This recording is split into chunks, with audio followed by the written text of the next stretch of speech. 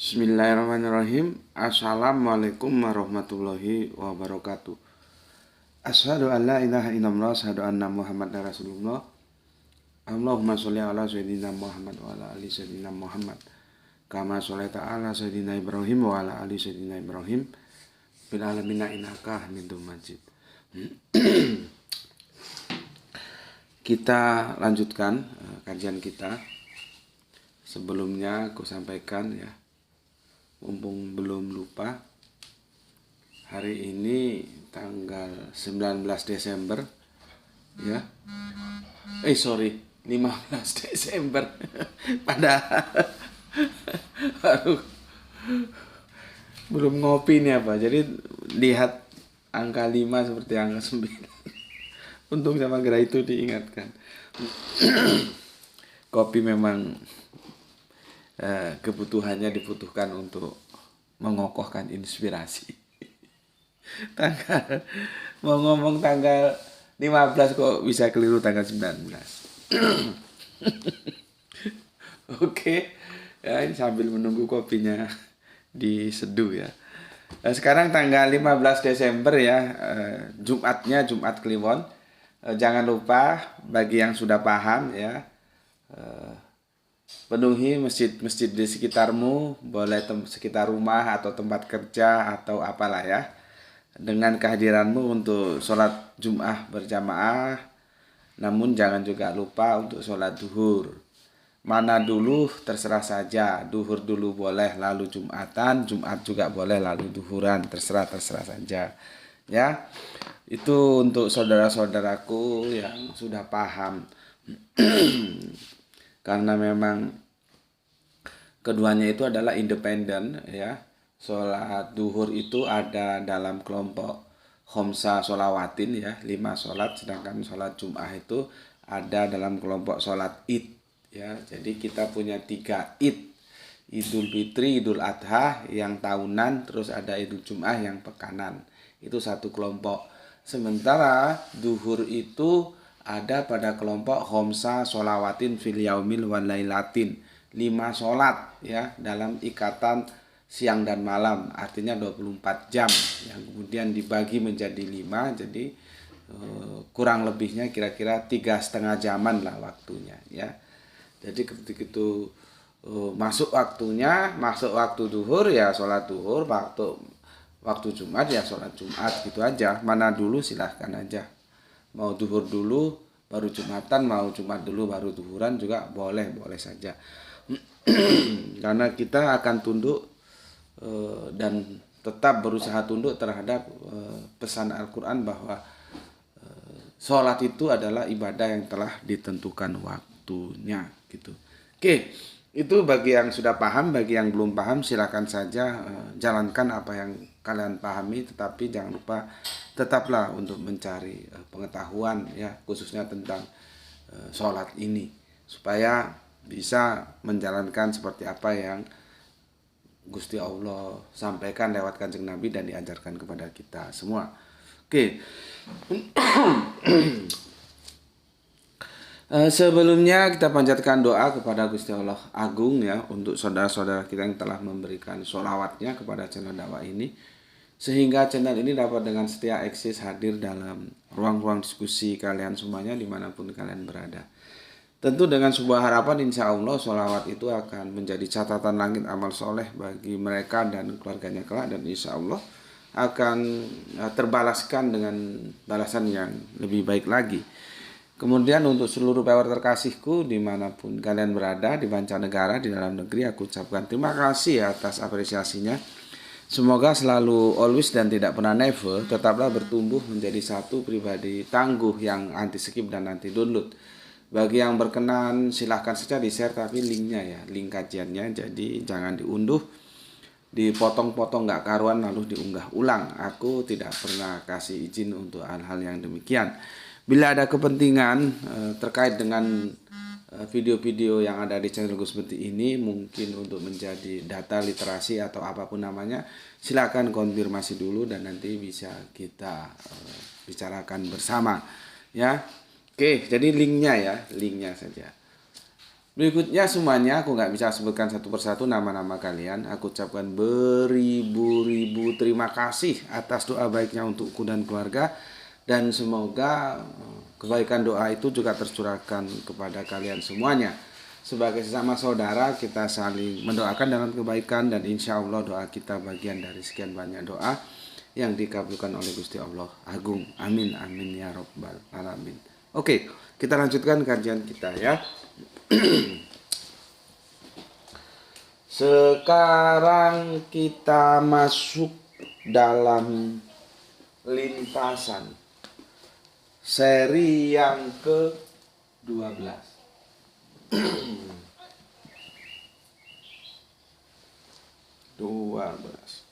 Oke. Sebelumnya aku kasih sedikit penjelasan ya. Karena kalau tidak mengikuti ini dari awal, nanti dia akan memahaminya kok ini out ya, out of the topic. Ya, aku kasih penjelasan sejenak. Kajian ini berawal dari ketidaktahuan baik yang beriman maupun yang kafir. Ya, sebuah diskusi tanya jawab itulah tentang malakat aimanuhum. Tapi wajar saja kalau yang kafir nggak tahu, yang iman juga kadang-kadang nggak tahu. Bahkan seorang dosen dari salah satu kampus yang terkenal di Yogyakarta menyusun disertasi atau apa begitu. Ya seperti ini yang dibahas itu malakat aimanuhum. Ya, yang menurutku sangat-sangat fatal. Ya, sangat-sangat fatal. Tidak begitu memahami malakat aimanuhum. Ya, karena pintu yang menghalalkan hubungan antara seorang laki-laki dan seorang perempuan ya, itu hanya lewat satu pintu yang disebut nikah. Sehingga apapun alasannya tanpa melalui pintu itu maka dia disebut berzina. Gitu loh. Nah, kaitannya di sini adalah budak. Ya memang di tekstualnya itu bukan budak. Kalau budak itu kan abdi, ya, abdi. Maka di Jawa itu ada abdi dalem. Itu biasanya kalau kita ke Keraton Solo atau Keraton Jogja itu ya, abdi dalem itu ya. Abdi itu ya budak. Tapi di tekstualnya bukan abdi yang tertulis, itu adalah seperti ini. Mamalakat aimanuhum. Tapi itu dipahami sebagai budak dan itu memang budak ya. Dia menggunakan istilahan lain ya. Kalau kita bahas secara tekstualnya ya, harafiahnya ini adalah orang yang dalam kekuasaanmu, tangan kananmu ya, dalam kekuasaanmu gitu loh. Siapa yang dikuasai? Ya memang budak itu, gitu ya. Nah ini konteksnya ke budak yang perempuan. Budak itu kan ada laki, ada perempuan. Nah, itu gimana? Apakah bisa langsung diambil seenaknya, ditumpai gitu? Dari situlah duduk permasalahannya yang kita jelaskan sampai sekarang sudah 12 seri. Maka jawabnya ya nggak boleh. Budak sekalipun nggak boleh. Harus lewat satu pintu yang namanya nikah. Jadi dinikah dulu. Tuh. Berikutnya, budak dalam perspektif Islam itu bukan budak ya, kelanjutan dari budak-budak proses antropologis budaya masa lalu. Ya kan sudah sejak zaman Bapak Abraham sudah ada budak itu. Sebelum adanya bangsa Israel, bangsa Arab, budak itu sudah ada. Ya, bukan itu. Dalam perspektif Islam, budak itu merupakan sebuah side effect dari peperangan. Ya, itu nanti sama dengan bagaimana kita merawat ya anak-anak yatim gitu ya, yang bapaknya gugur ya medan peperangan, ya. Ada anak yatim, ada janda-janda, kan begitu. Terus nanti ada tawanan perang. Nah, ini konteksnya di tawanan perang itu. Ya. Karena Islam itu semangatnya justru menghapuskan budak. Jadi tidak perlu nunggu keputusan apa itu, PBB atau apa yang anti perbudakan lah. Islam sejak dahulu kala sudah anti perbudakan gitu loh. Ya. Jadi agama ini sesuatu yang canggih karena dia sudah mencakup seluruh aspek kehidupan. Ya karena datang dari yang bikin kita, bikin dunia ini, bikin alam semesta ini, tentunya dia yang tahu ya bagaimana prototipe dari kita semua ini. Maka dia bikin aturan main seperti itu. Nggak boleh ada perbudakan manusia kok diperbudak manusia. Ya, kita hanya mempersiapkan diri kita menjadi budaknya Gusti Allah Agung. Nah, itu baru mantap. Jadi kalau Gusti Allah Agung bilang sami'na wa ata'na gitu loh. Jangan malah keliru kita disuruh menjadi abdinya Gusti Allah, justru kamu menjadi abdinya dunia. Wah, repot. Nanti berbicara kalau sudah dunia ya, dunia itu ketidakabadian ya. Dunia, terus orang India bilang dunia he, kalau kita dunia, kalau orang Jawa bilang donyo. Donyo itu selalu bertujuan kepada hal-hal yang duniawi. Orang Jawa bilang donyo, kedonyan. Nah, itu berhubung hal-hal yang duniawi. Sebetulnya umum saja itu, tapi biasanya hal-hal duniawi yang terfokus pada harta. Padahal yang enggak juga. Harta, jabatan, tahta itu juga hal-hal duniawi. Ya, kita jangan jadi abdi ini. Kita jangan mau jadi budaknya ini. Atau gampangnya ngomong gini lah, kita jangan mau jadi budaknya duit, duit jadi budak kita, gitu loh. Makanya kan kalau di base itu, base-nya di truk bukan di base. Tapi kemarin ada di mobil wisata ditulisi gitu ya. Yang 3/4 tuh mobil wisata itu ditulisi di bawahnya itu. Bagus itu pesannya. Jangan mati-matian mencari yang tidak akan pernah dibawa mati. Itu kan bagus itu. Ya, jadi pesan-pesan moral di bak-bak truk itu kelihatannya sepele padahal itu ya penuh makna. Kan tinggi itu maknanya. Jangan mati-matian mengejar sesuatu yang tidak akan pernah kamu bawa mati gitu loh. Kalau mati-matian beribadah sebagai abdi kita, abdinya Gusti Allah Agung, nah itu bagus karena dibawa mati gitu. Jadi begitu ya konsep perbudakan dalam Islam. Intinya itu side effect dari peperangan karena nanti ada tawanan perang ya. Yang tawanan perang itulah yang jadi budak itu gitu ya. Oke. Terus dari sini ya, dari ma malakat aimanuhum itu khususnya nanti ada di surat Ma'arij ya 29-30 itu bagaimana? Ya budak ya harus dinikahi, nggak boleh bawa tumpai goblok gue. Mau budak mau orang merdeka itu harus lewat satu pintu nikah. Ya, nggak boleh main tembak sembarangan gitu. Nanti maybe di akhirnya aku jelaskan ya.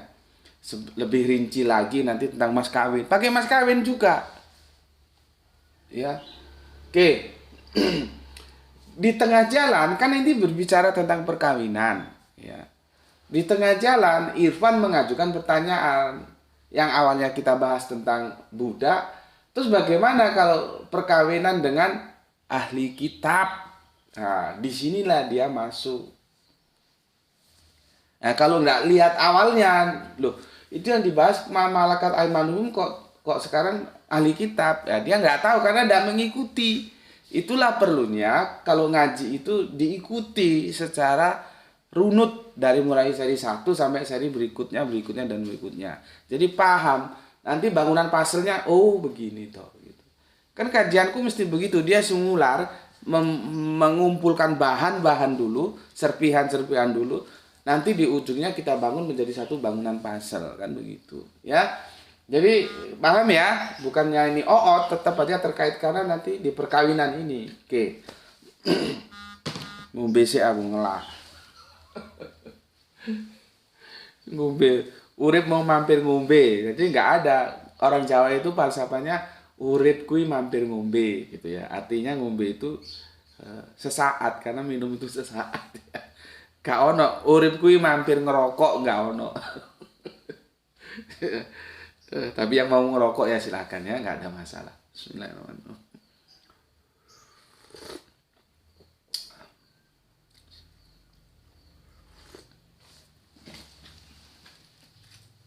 Nggak ada masalah ya, jangan keliru disalahpahami ya. Gue pada pikir merokok itu ndak haram, meskipun gue kagak ngerokok ya. Gue bilang kagak haram ya. Dia tidak qot'i seperti babi gitu misalnya. Rokok itu kalau ada yang mengharamkan pasti haramnya ijtihad, pendapat. Ya, kalau kamu berpendapat haram, ya kamu jangan merokok.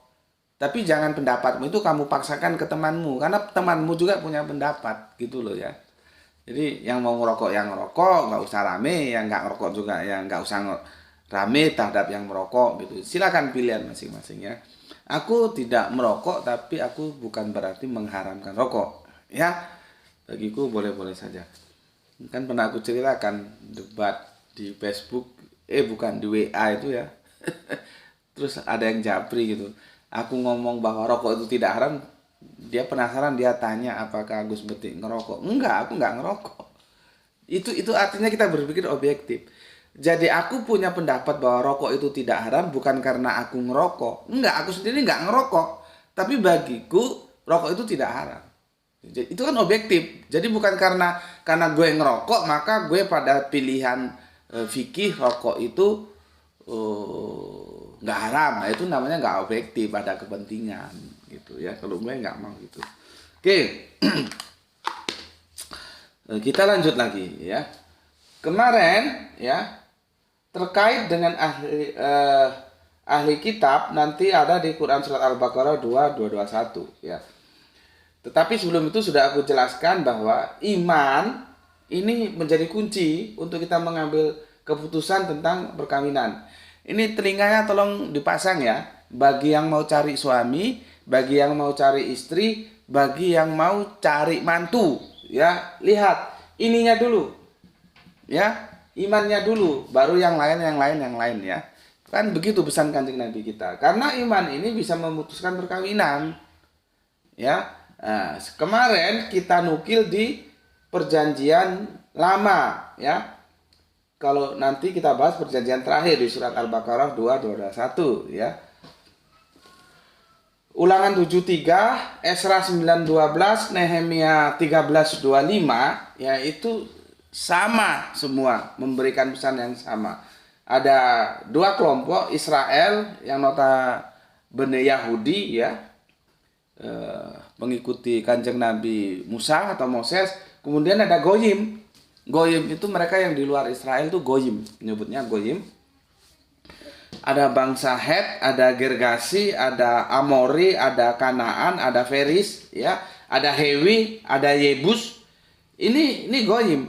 Mereka tidak boleh menikahkan.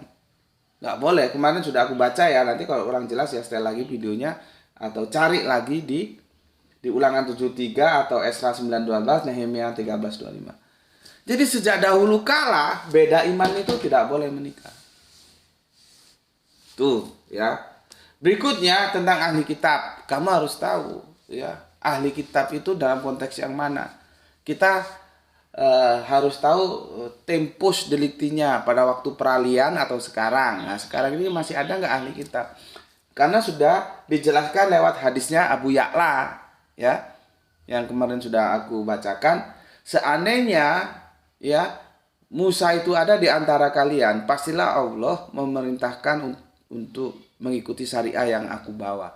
Jadi syariatnya itu mengikuti syariatnya Kanjeng Nabi Muhammad gitu ya. Kalau secara hakikat sih semua itu satu benang merah karena dari satu sumber yang sama.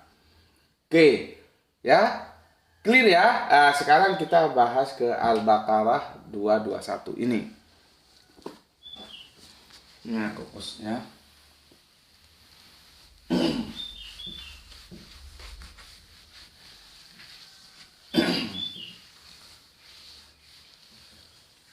Sebelum akunya mau baca komen yang masuk dari kalian semuanya sebagai bentuk penghormatanku, apresiasiku untuk kalian semua ya. Mana kacamata gue ini? Ini.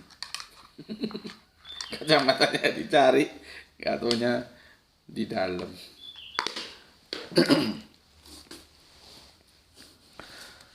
Bismillahirrahmanirrahim.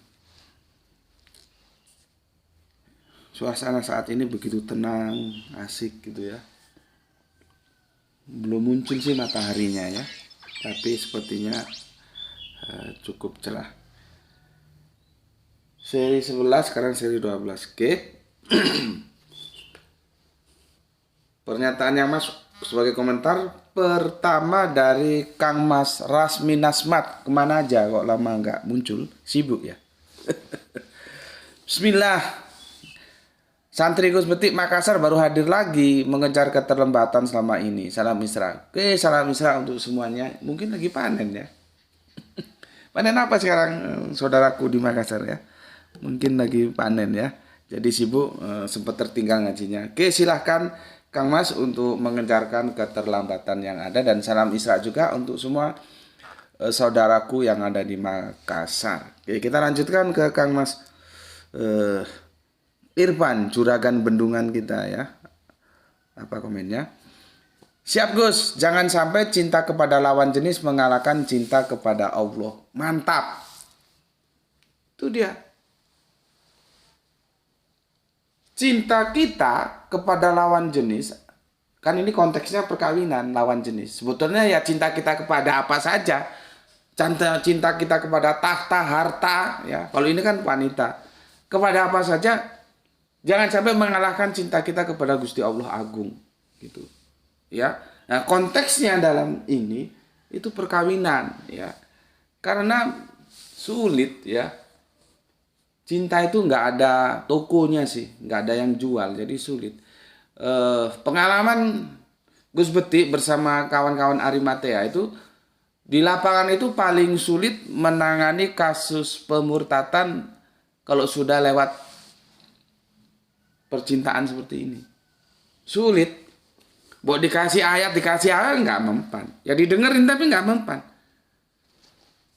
Makanya gue bilang kan hati-hati. Cari istri, cari suami, cari mantu. Pertama dilihat dulu.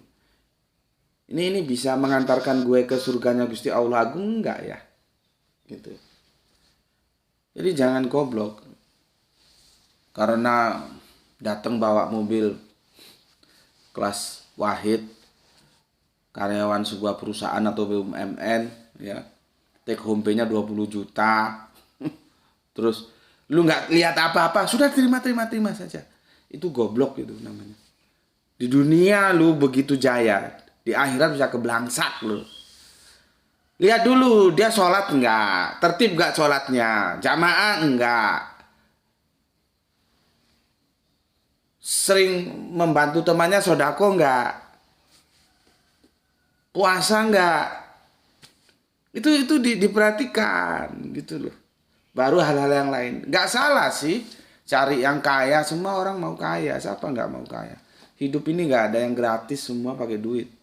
Tentunya kita pilih pasangan yang banyak duit, enggak apa-apa, tapi itu urutan yang kesekian. Yang pertama tuh lihat imannya. Ya, nah, Gusti Allah sudah bikin aturan. Kalau lu beda iman, seberapapun cinta lu, ya itu ndak boleh. Nah, sekarang kalau kamu masuk dalam suasana itu, tinggal mengukur Allah, ya Gusti Allah Agung ini sudah bikin aturan. Kalau lu langgar, lu berarti lebih mencintai pasangan lu itu, entah cewek lu, entah cowok lu, gue gak ngurus lah itu apa lu lah, ya. Itu lu langgar karena beda iman, lu langgar ya aturan dari Gusti Allah Agung. Berarti lu kagak mencintai Allah kan? Nggak mungkin lu bilang gue mencintai Allah, tapi aturannya lu langgar kan, mulut lu sama kelakuan lu beda jauh. Itu yang dimaksud oleh Irfan ya, bahwa jangan sampai cinta kita kepada lawan jenis ini mutsmal ya, umum. Entah itu cowok kepada cewek, cewek kepada cowok. Jangan sampai mengalahkan cinta kita kepada Gusti Allah Agung. Jadi omong kosong, lu cinta Allah cinta, tapi lah nggak, aturannya lu langgar, nggak boleh nikah beda iman, lu nikah beda iman. Itu namanya goblok gitu, ya nggak boleh ya. Di sini ada, ini untuk pengalaman ya, untuk pengalaman kalian. Jadi aku kadang-kadang berpikir gini, ternyata latar belakang itu juga kadang-kadang nggak menjadi jaminan. Karena nih orang, nih anak ini latar belakangnya, bapaknya kiai meskipun level kampung, level RT RW atau level lurah, sesepuh lah, bapaknya kiai, mamanya juga begitu. Dan background pendidikan dia, kuliahnya di universitas, backgroundnya Islam.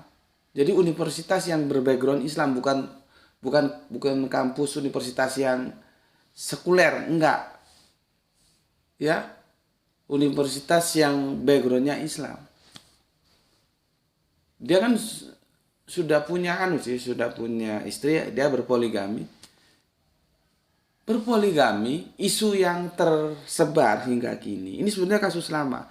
Dulu kami sempat mau menghandle ini karena informasi yang masuk ke kami itu begini, ada anak kiai dinikahi pendeta gitu loh. Info yang masuk ke kami gitu ya. Terus kami terjun ke lapangan. Ternyata nggak begitu, justru anak kiai yang menikahi pendeta gitu loh. Jadi bukan pendeta menikahi anak kiai, nggak begitu ya. Ini anak kiai meskipun level kampung itu ya. Sudah lama kasus ini, sejak gue belum di sini ya. Gue sudah survei lapangan, kita lihat rumahnya mana-mana, kita cari informasi tuh gitu kan. Nah, gue juga kagak tahu apakah cewek yang dinikah itu pendeta atau bukan ya. Tapi yang tersiarnya di sini pendeta kan boleh saja sebetulnya aktivis gereja atau cheerleader atau apa kan bisa saja. Cuman orang awam tuh diambil gampangnya saja pendeta gitu ya. Pada satu waktu gue juga nggak tahu. Gue baru anterin sekolah pada waktu itu Gerai itu atau siapa ya, Ranti belum sekolah saat itu. Tiba-tiba dia turun dari mobil atau gimana gitu terus nemuin gue. Gue juga nggak tahu latar belakangnya kenapa bisa begitu ya. Apakah dia tahu bahwa aku dulu pernah mengawasi dalam tanda kutip ya. Dia karena kan itu kasus lama. Ya, Ari Matias sebetulnya urusannya sih bukan di pernikahannya, di murtadnya itu. Apakah dia tahu atau gimana nggak tahu. Karena dia ujuk-ujuk nemuin aku dan ngomong. Pak, terus saya bina gitu. Maksudnya istrinya itu, istri keduanya itu yang katanya orang pendeta itu terus saya bina. Gitu. Nggak tahu gue pada saat itu jawab atau apa gitu, saya nggak tahu. Gue kadang-kadang kan kalau sudah menurut gue nggak perlu dijelaskan tapi masih dilanggar saja, itu kadang-kadang gue sudah ngukur, gue males jelasin karena gue jelasin nggak gue jelasin ya seperti anjing itu kadang-kadang gue gitu ya. Nggak semuanya orang tanya terus gue jelasin, nggak begitu, kecuali kalau benar-benar bertanya. Karena apa? Karena dia anak kiai, ibunya juga menjadi bunyai, background pendidikannya itu di kampus universitas yang Islami ya, bukan sekuler. Kan hal-hal seperti itu seharusnya tahu siapa yang boleh dinikah, siapa yang nggak boleh dinikah. Ya, jadi ujuk-ujuk dia datang di tanjakan gini, tandanya agak tanjakan gue pas berhenti atau gimana gitu. Dia, aku nggak tanya, dia lapor gitu loh bahwa dia tetap mendidik istrinya gitu. Gue kan ya mangkel dalam hati, lu goblok. Cuman gue nggak ngomong gitu ya. Dalam hati gue, lu kok goblok amat sih ya. Kan dia bukan orang awam gitu. Itu yang membuat gue males jelasin gitu ya. Lu kok goblok amat sih ya. Harusnya kan dididik dulu, dibina dulu, sudah oke disahadatkan baru dinikah. Makanya gue nggak sependapat. Oh kalau lakinya Islam perempuannya kafir boleh dinikah karena nanti yang Islam, yang laki akan mendidik yang perempuan untuk mau berislam. Jaminannya apa gue tanya? Seperti kasus ini, sampai sekarang apakah mau berislam? Nggak mau. Kalau bapaknya dari si cewek yang dinikahi itu gue dengar sih memang pendeta. Tapi kalau cewek yang dinikahi itu apakah pendeta enggak, gue kagak tahu. Memang tersiarnya pendeta gitu aja. Sampai sekarang apakah mau? Enggak. Terus bagaimana hubungannya? Apa bukan zina? Terus bagaimana anaknya? Karena pernikahan itu akan membangun generasi baru. Generasi baru itu sebagai penentu apa yang sudah kita pegang selama ini. Kalau Islam itu nanti akan bagaimana Islam itu wajahnya kita bisa lihat pada generasi baru Islam ini, anak-anak kita ini. Makanya kita sebagai orang tua, sebagai bapak, sebagai kakek, sebagai uti, sebagai engkung, ya harus didik anak kita, cucu kita itu dalam perspektif Islam. Karena wajah Islam itu ada di mereka, bukan di kita. Kita sebentar lagi mampus masuk tanah. Nah, pernikahan itu akan berbicara generasi. Makanya Islam itu sangat ketat. Supaya tidak terjadi kerusakan generasi seperti ini. Jangan main administrasi dunia. Bapaknya mana? Ke gereja. Oh, ini anak laki-laki ke gereja. Mamanya kemana? Ke masjid. Oh, ini anak perempuan ke masjid. Itu kan otak lu, otak goblok. Allah itu tidak dibikin aturan begitu. Gitu loh ya. Kembali yang ini tadi. Kan seharusnya dibina dulu, dididik dulu, baru dinikah. Nah, kasusnya itu sama dengan saudara kita yang semoga Allah merahmatinya. Siapa itu yang dari Tuban itu ya, Muksinin atau siapa gitu ya. Itu kan begitu. Dia sebelum nikah sudah konfirmasi ke gue lewat inbox ya, lewat Facebook pertamanya ya. Dan waktu gue debat itu kan dia datang juga ke sini. Ya, itu istrinya begitu, dibina dulu, dididik dulu, dikasih penjelasan dulu. Begitu oke, jangan dipaksa, harus dibiarkan saja, diberi penjelasan. Ya, dia mau bersahadat baru dinikah dan sekarang sudah punya anak satu. Semoga rumah tangganya menjadi rumah tangga yang ya bahagia dunia akhirat.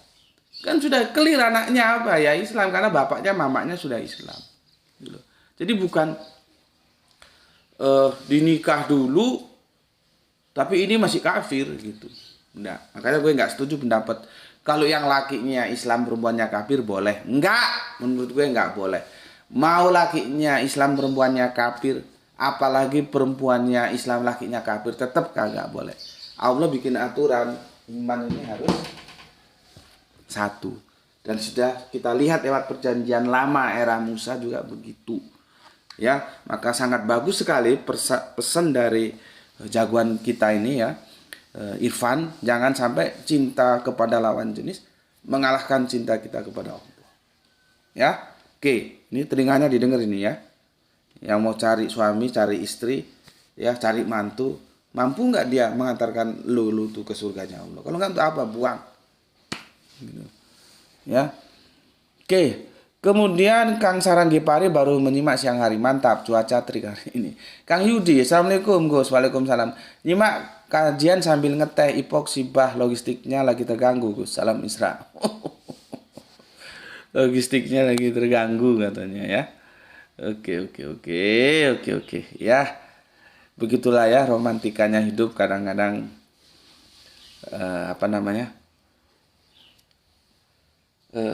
seperti ombak itu, kadang-kadang banter, kadang-kadang lemah, kadang-kadang kopi ready, tapi kadang-kadang kopi sampai habis.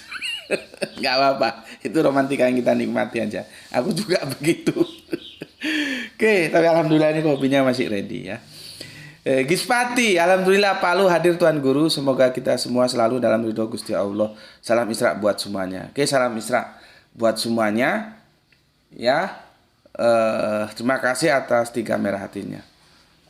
Kemudian Kang Mas Atum Wijaya ya. Bismillahirrahmanirrahim. Assalamualaikum warahmatullahi wabarakatuh. Izin ngaji sambil aktivitas di pagi yang cerah. Monggo silakan ya. Sehat selalu Tuan Guru dan sekeluarga di sana. Oke, terima kasih, doa yang sama untukmu juga dan salam Isra untuk semuanya. Kita lanjut. Soleha kita Rahani ya. Assalamualaikum, waalaikumsalam, salam sehat, salam Isra Tuan Guruku. Oke, sama-sama Solehaku yang ada di Bandung ya. Kumaha pawartosna. Semoga sehat selalu ya. Ini Bandung ini ya ada peyem Bandung, ada karedok, ada segala macam. Menu-menu masakan khas Sunda ya. Salam Isra semuanya untuk yang ada di Bandung ya. Gue dari Rahani kita ke Bapak kita, Bapak Abdul Muluk. Assalamualaikum, waalaikumsalam dari Sedang Jenima Gus. Semoga sehat selalu dan diberikan rezeki yang berkah ya. Serta salam Isra untuk saudara semua di channel ini. Mantap, terima kasih Pak Abdul Muluk. Waalaikumsalam ya. Salam Isra juga untuk semua yang ada di Deli Serdang. Kemudian ditutup oleh Pak Lurah, Bapak Ikhwan Tahmin dari Tangerang. Ini Lurah Tangerang ini. Alhamdulillah nyimak pertama, salam Isra. Salam Isra juga Pak Ikhwan Tahmin ya. Terima kasih. Pak Ikhwan Tahmin nggak tahu dulu waktu kuliah di IAIN gimana? Boleh nggak kawin beda iman? Mungkin nanti komennya bisa ditaruh. Bagaimana dulu almarhum, semoga Allah merahmati tidur panjangnya, Bapak Profesor Azumani Ashar kan ngajar apa beliau? Ya, karena dosen yang menulis ini sebagai disertasi itu dosen UIN juga, UIN Jogja. Ya, Pak Ikhwan Tamim ini alumni, bukan alumni UIN beliaunya. Dulu belum UIN, tapi IAIN. Ya, nggak tahu. Mungkin Pak Ikhwan Tamim boleh berbagi dulu diajarkan gimana. Ya. Oke. Dan begini teman-temanku ya, aku harus sampaikan. Aku kan nggak tahu kalian itu apa dan bagaimana di sana, nggak tahu. Kita berkenalan cuman lewat dunia virtual. Tolong jangan disalahpahami ya. Gue kan nggak tahu. Mungkin di antara ini, di antara teman-teman yang ngaji bareng di channel ini, ada yang masih dalam perkawinan campur ya. Ya. Ada perkawinan campur. Gue kan nggak tahu, maka mumpung gue ingat gue sampaikan. Tolong dipahami, ini kajian ilmu ya. Ini kajian ilmu. Karena aku yang memberikan penjelasan, aku nanti punya pertanggungan jawab atas apa yang aku sampaikan kepada semua. Dari seluruh kajian kita yang sudah ada berapa ribu video, itu aku nanti harus mampu mempertanggungan jawab kehadirat Gusti Allah Agung kalau ada sesuatu yang menjadi tuntutan.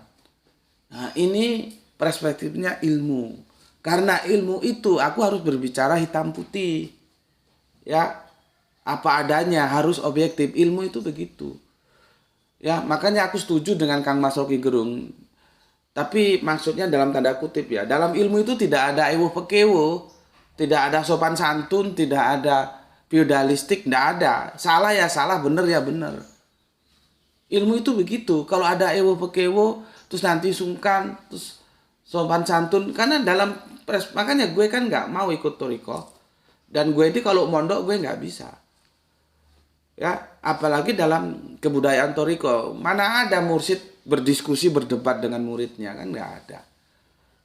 Itu menjadi sesuatu yang tidak sopan, tidak bagus. Jadi dalam dunia pondok, dunia toriko itu biasanya dia top down.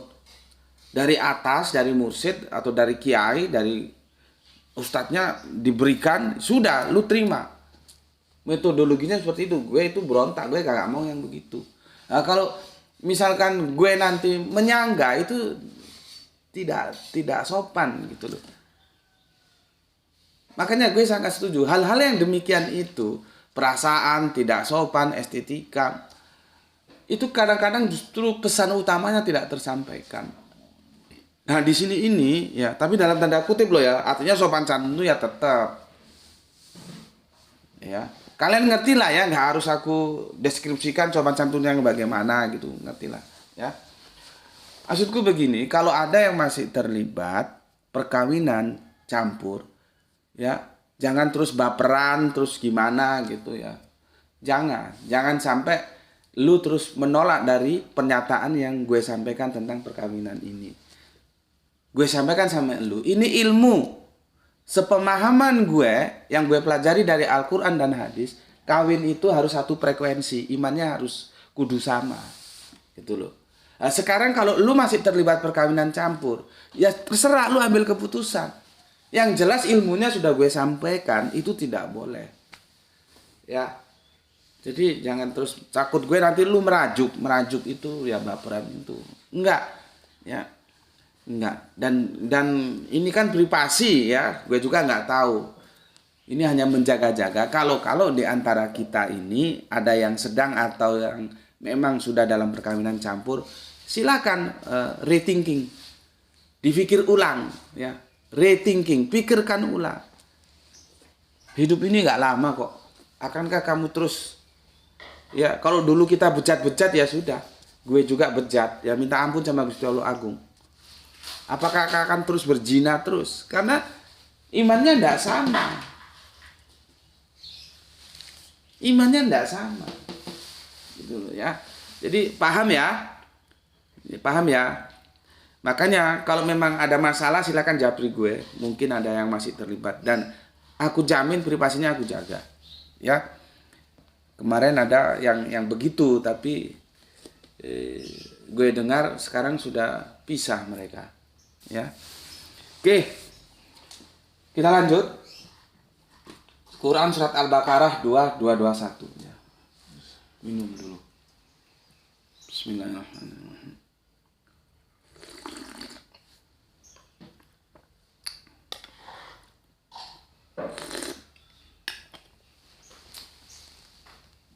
Kenapa gue sampaikan begini? Karena gini, ya, menjelaskan ini itu terhadap orang yang sudah terlibat atau akan terlibat tapi cintanya sudah cinta sekonyong-konyong koder kata lagu dangdut itu, ya.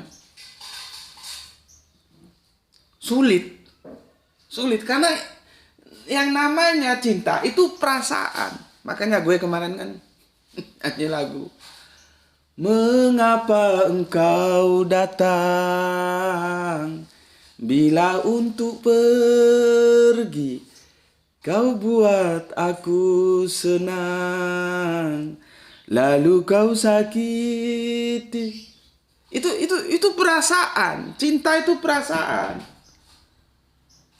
Ya, maksud gue jangan sampai ilmu yang gue sampaikan itu lu kalahkan sama perasaan lu.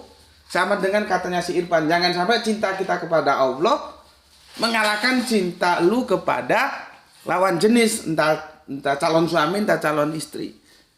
Sehingga lu ya mengabaikan aturannya Gusti Allah Agung. Ini hubungannya perasaan, sulit memang.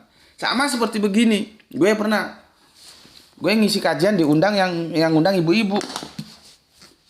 Gue tanya, ini apa Bu? Al-Quran? Setuju? Oke. Ini firman Allah? Setuju? Oke. Ibu akan tunduk terhadap Al-Quran?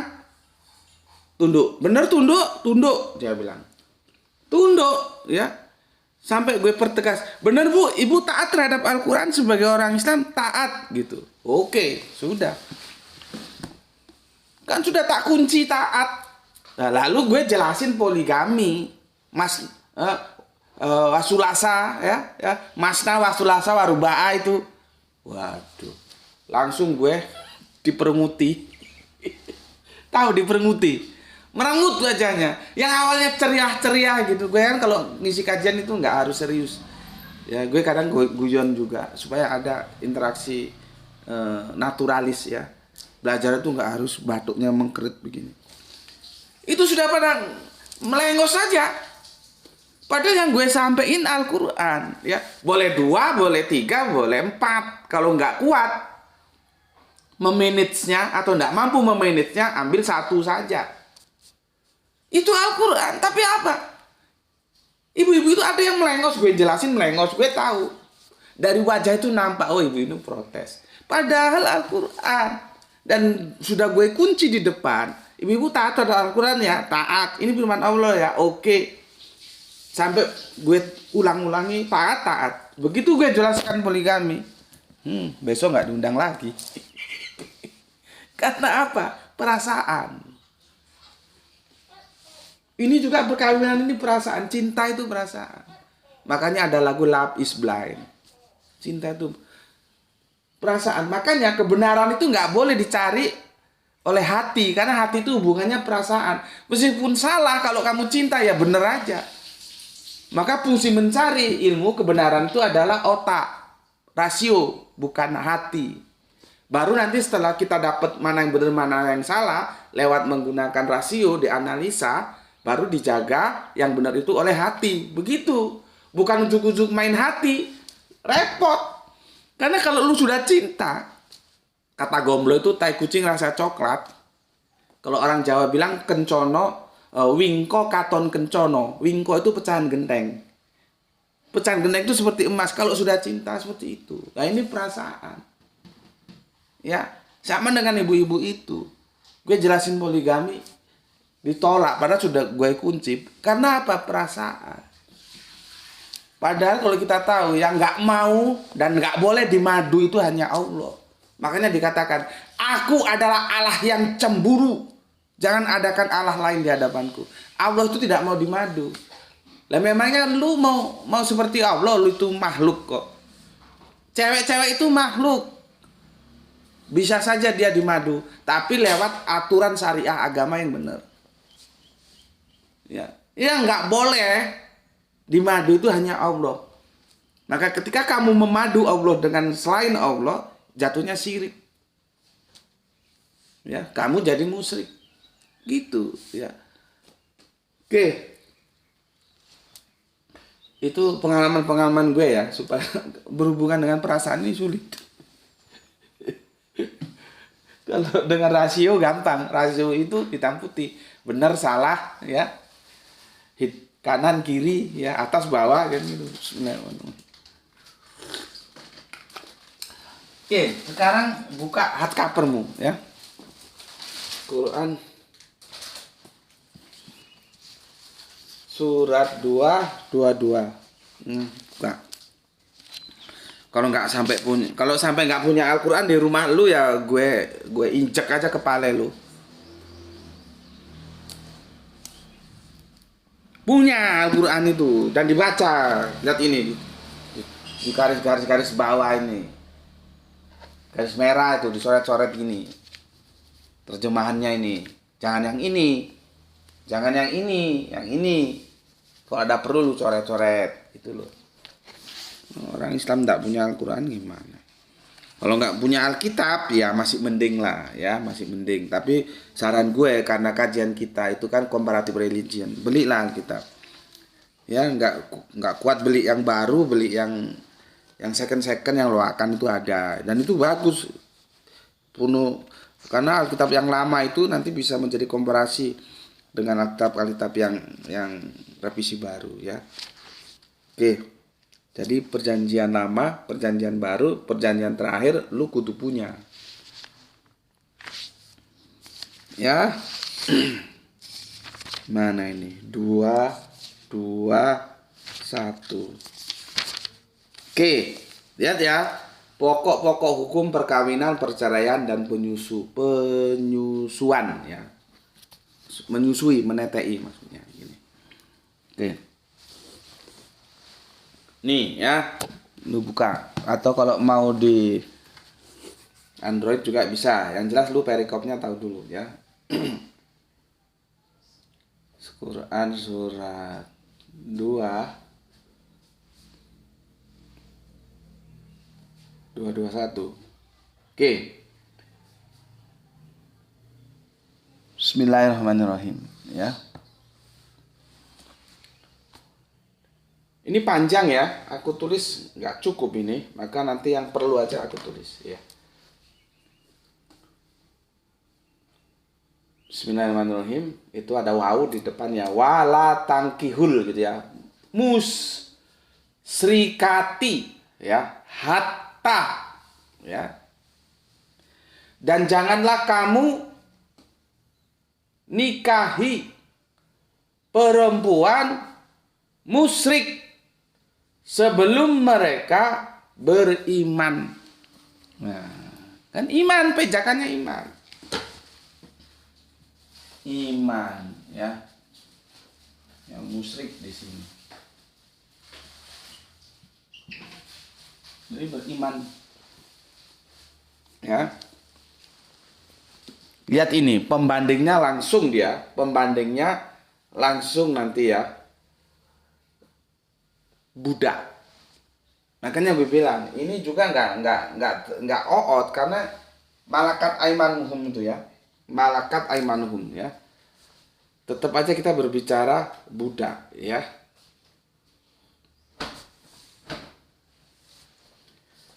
Dan janganlah kamu nikahi ya perempuan musyrik ya sebelum mereka beriman. Ya. Lihat ini pembandingnya, komparasinya lah ini. Hamba sahaya perempuan ya. Di sini pakai apa ini? Pakai wa lama atum ya, lamatum ya, wa lamatum ya, wa lamatum itu dia. Wa lamatum muminatun khairum ya. Lihat ini ya. Dan jangan gini sudah mana lari lagi dia ya. Boleh. Jadinya gerak-gerak. Dan janganlah kamu nikahi perempuan musyrik sebelum mereka beriman. Titik ya. Kamu baca supaya aku jelas no gampang. Ya. Oke, setelah itu ini komparasinya lihat, langsung di-compare dengan budak ya. Sungguh hamba sahaya perempuan yang beriman lebih baik daripada perempuan yang musyrik meskipun dia menarik hatimu. Nah, hati, kembali hati. Hati itu perasaan. Kamu punya perasaan, punya hati, lu jatuh cinta nih, tapi dia musyrik. Dia musyrik. Tidak boleh. Gusti Allah Agung langsung berikan komparasi budak. Budak sekalipun hatimu nggak ada sama dia, tapi dia beriman, itu jauh lebih bagus untuk dinikahi. Kan dia sudah bilang, menikahi budak dalam perspektif antropologis budaya Arab itu bukan sebuah keistimewaan. Mereka merasa gengsi. Jadi jangan dikira menikahi budak itu sebuah kebanggaan, enggak gitu loh. Cuman kan ini jarang yang paham gitu loh bagaimana status budak itu. Ya. Jadi kalau seorang tuan menikahi budak, dia itu harus meruntuhkan egonya. Cuman karena nggak paham, oh itu budak, langsung ditumpahi, nggak dirapi, nggak nikah, itu orang ngawur itu. Ya. Oke. Jadi beriman ya lebih baik daripada budak. Hamba sahaya itu budak. Ya. Di sini di teks punya gue hamba sahaya. Kalau di tempat lu apa? Budak. Di sini budak. Ya maksudnya ngerti lah lu ya. Di hardcover ini budak. Ya hamba sahaya itu budak. Di sini hamba sahaya dia ya. Itu lebih baik lu nikah pada budak ini. Tapi dia beriman. Daripada ini cewek bahenol, cantik, semlohe, apalagi mantap lah. Tapi dia musyrik, kagak boleh. Lu nikah. Lu lebih baik nikah yang ini. Meskipun ini budak, tapi dia punya iman. Ya. Oke. Gue ulangi dari atas ya. Karena ini laki perempuan ini ya komentarnya ya. Dan janganlah kamu nikahi perempuan musyrik sebelum mereka beriman. Sungguh hamba sahaya, sungguh budak perempuan, gitu maksudnya ya. Yang beriman lebih baik daripada perempuan musyrik. Meskipun dia menarik hatimu. Meskipun kamu sudah cintamu sekonyong-konyong koder. Tapi dia musyrik. Tidak boleh. Lebih baik lu nikahi budak yang beriman. Karena dia punya iman. Oke ya, ini kan berarti dari pihak laki-laki. Sekarang bagaimana dari pihak perempuan? Ya, bagian yang kedua. Dan janganlah kamu nikahkan. Nah, kalau tadi kan nikahi, kalau ini nikahkan. Karena objeknya sekarang apa namanya itu? Laki-laki ya. Dan janganlah kamu nikahkan, ya. Orang laki-laki musyrik, laki-laki dia musyrik, ya, dengan perempuan yang beriman, Ya. Sebelum si laki-laki itu maksudnya mereka beriman. Komparasinya sama. Sungguh hamba sahaya laki-laki, atau bahasanya yang lain, sungguh budak laki-laki yang beriman itu lebih baik daripada laki-laki yang musyrik, meskipun dia menarik hatimu. Nah, ini untuk yang perempuan. Jadi lu lihat ada laki-laki ganteng, ya, masa depannya bagus lah ya, bukan madesu. Tahu madesu? Masa depan suram. Ini masa depannya jelas, ini ganteng, ya. Gajinya gede, take home pay-nya gede, punya rumah, punya mobil, bagus lah. Tapi dia musyrik. Jangan. Lebih baik lu nikah sama laki-laki budak, tapi dia punya iman. Sama kan? Sama. Baik yang dari cewek ke cowok maupun dari cowok ke cewek. Sama ya. Oke, lalu kenapa demikian? Pesannya sama seperti pesan yang ada di Perjanjian Lama yang kita bahas kemarin. Karena dia akan mengajakmu berbakti kepada Allah lain. Itu bahasanya Perjanjian Lama. Kalau di sini mereka mengajakmu ke neraka. Makanya gue bilang, lu cari istri, lu cari suami, lu cari mantu, lihat dia mampu nggak membimbingmu ke surganya Gusti Allah Agung. Kalau ternyata dia mengajak lu ke neraka, kan kebelangsak modar gue. Persis pesan dari Al-Quran. Mereka tuh yang musyrik-musyrik itu, yang beda iman dengan kita itu, mereka mengajak ke neraka, sedangkan Allah mengajak ke surga dan ampunan dengan izinnya.